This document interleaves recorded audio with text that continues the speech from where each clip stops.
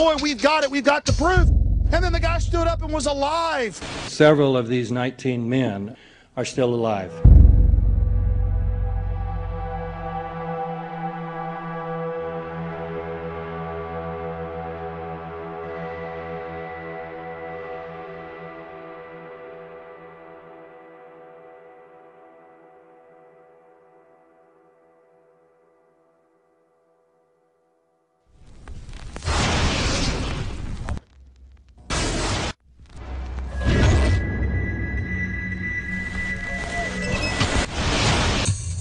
Of course we're after Saddam Hussein, bin Laden. He's January 2001, the Bush administration orders the FBI and intelligence agencies to back off investigations involving the bin Laden family, including two of Osama bin Laden's relatives, who were living, guess where, in Falls Church, Virginia, right next to CIA headquarters. When he was already America's most wanted criminal, he reportedly spent 2 weeks in the American hospital in Dubai, was treated by an American doctor, and visited by the local CIA agent.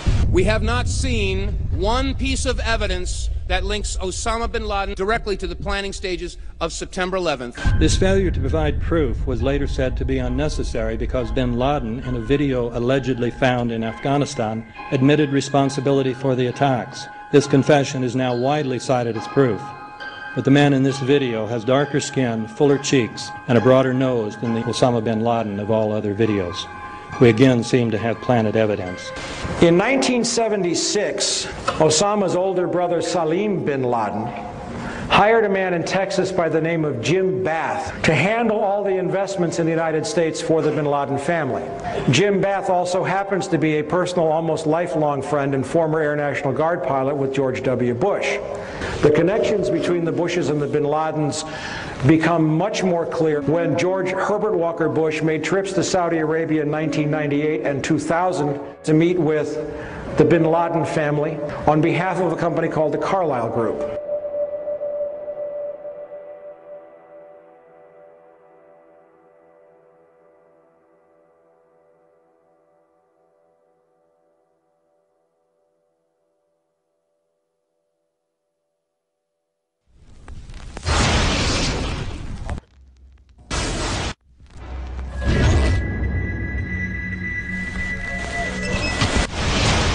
How could anyone fly a 60-ton, 125-foot wide, 44-foot tall plane through this obstacle course? The aircraft, before striking the Pentagon, reportedly executed a 270-degree downward spiral, and yet Hani Hanjour was known as a terrible pilot who could not safely fly even a small plane.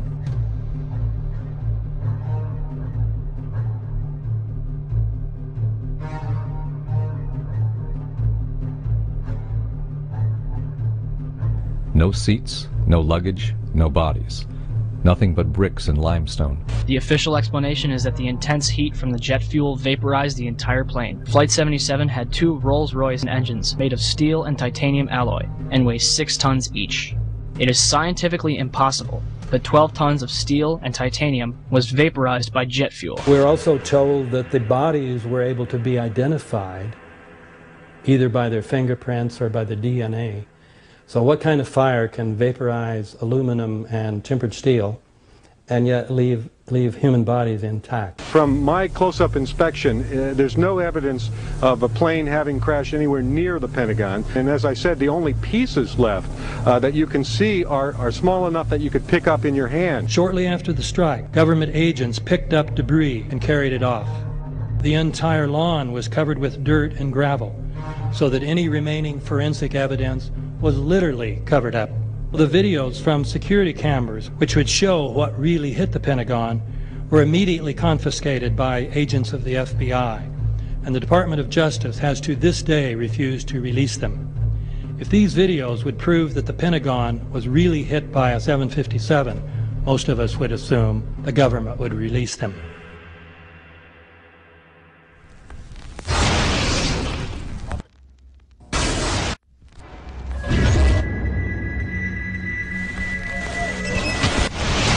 It looks like there's nothing there except for a hole in the ground.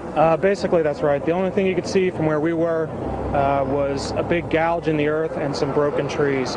We could see some people walking around in the area, but from where we could see, there wasn't much left. Any large pieces of debris at all? No, there was nothing that you could distinguish that a plane had crashed there.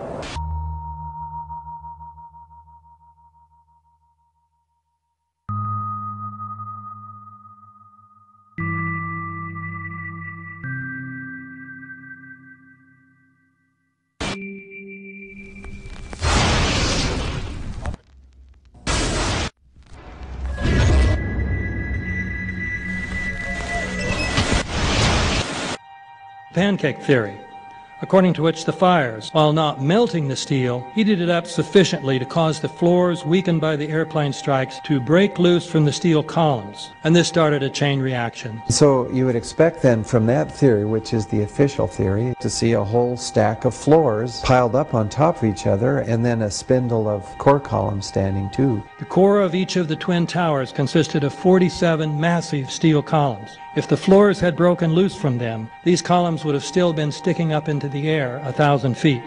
The plane did not cut all those core columns.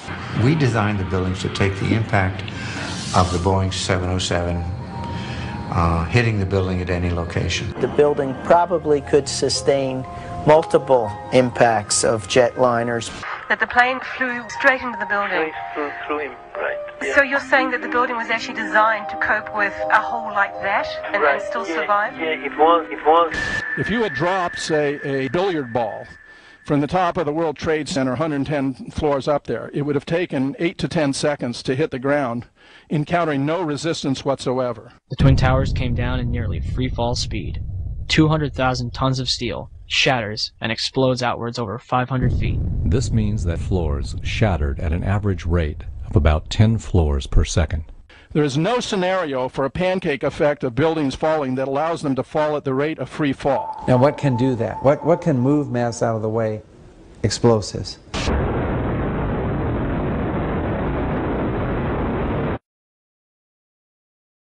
"47 huge steel columns going up the core, and they're interconnected.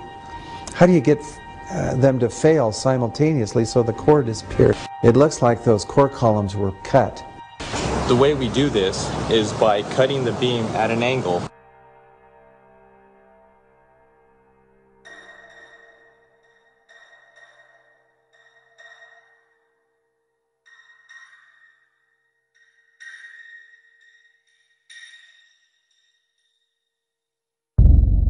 I started looking at the molten metal. All three buildings, both towers in the rubble, in the basement areas, and Building 7, there's these pools of molten metal.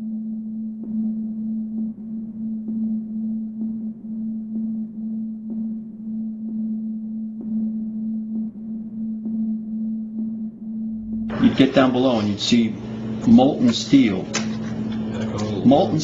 running down the channel rails, like you're in a foundry. Like lava from a volcano. The molten steel was found 3, 4, and 5 weeks later, when the rubble was being removed. He said that molten steel was also found underneath World Trade Center 7. So I'm looking through the official reports. What do they say about the molten metal? They say nothing. Now, wait a minute. This is important evidence. So where'd that come from? Thermite is so hot that it'll just cut through steel, through structural steel, for example, like a knife through butter. The products are molten iron and aluminum oxide, which goes off primarily as a dust. You know those enormous dust clouds? You can imagine when you assemble these chemicals on a large scale.